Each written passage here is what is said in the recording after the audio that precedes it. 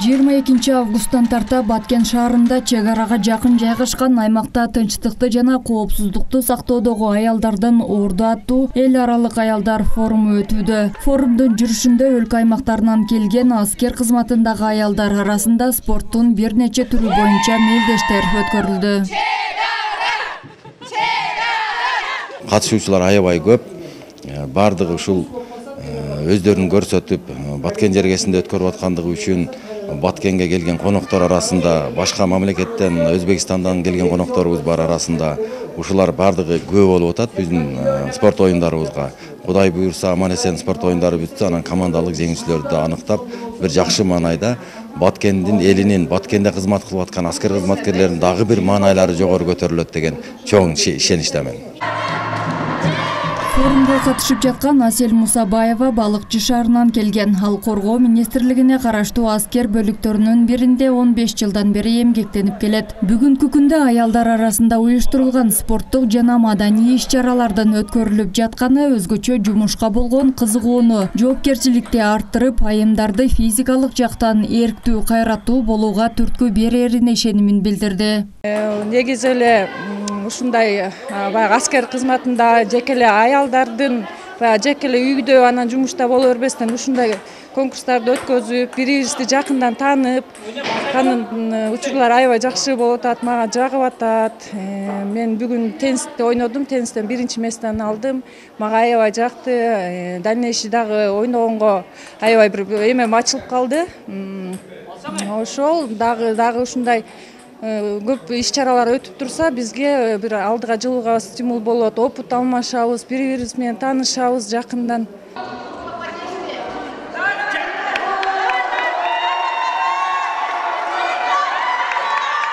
Иш-чара республикалык жоокерлердин Энилер комитетинин демилгеси менен уюштурулган. Форумдун 3-чү күнүндө өтүп жаткан спорттук иш-чарада чуркоо, стол үстүндөгү теннис, таяк тартыш, кол күрөш, волейбол, сууда сүзүү жана башка спорттун түрлөрү боюнча мелдештер болуп өттү.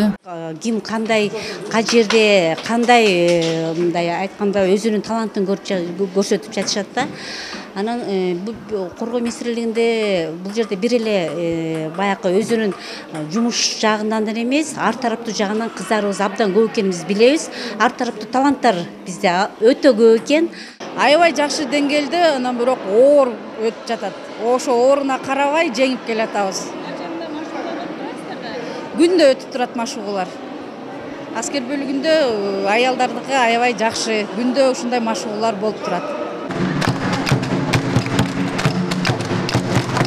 Эл аралык аялдар форумунун Баткен жергесинде өтүп жатканынын бирден бир себеби кошуна өлкөлөр ортосундагы достук мамилени бекемдөө, тажрыйба алмашуу максатын көздөгөн. Ал эми жоокер Энелер комитети тарабынан эне мээримдүүлүгүн даңазалоо багытында өткөрүлүүдө.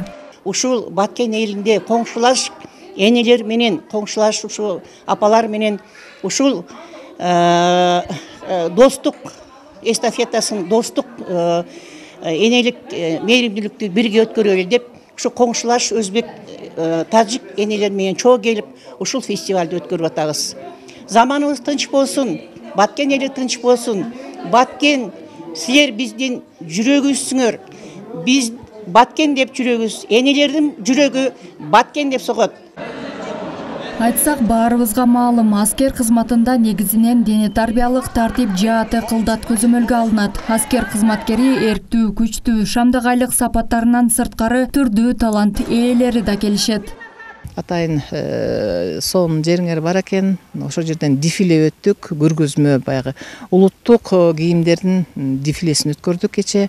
Абдан жакшы болду. Ошол жерде бизде өзбекче кийинген кыздарыбыз чыкты, тажикче кийинген кыздарыбыз чыкты, кыргыз кийимдерин кийип чыккан эң сонун дефиле болду.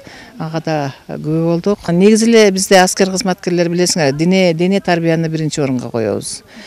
Уставты биринчи, анан дене тарбия бизде, анан кийин биздики баягы тартип. Мына ушунун баарын катар алып жүрөбүз. Форумдун жыйынтыгы менен жоокер энелер комитети тарабынан энелер тынчтыкты самайт аталышындагы лозунгдун негизинде резолюция кабыл алынды. Форумдун алкагында чектеш аймактарда тынчтыкты сактоодогу аялдардын орду тууралуу баяндалган семинар өткөрүлүп, ошондой эле спорттук жана маданий иш-чаралар өткөрүлүүдө. Эске салсак, буга чейин аталган форум Ош, Ысык көл облустарында өткөрүлгөн. Айсулуу Абдилаким кызы, Расул Ахматов, жаңылыктар.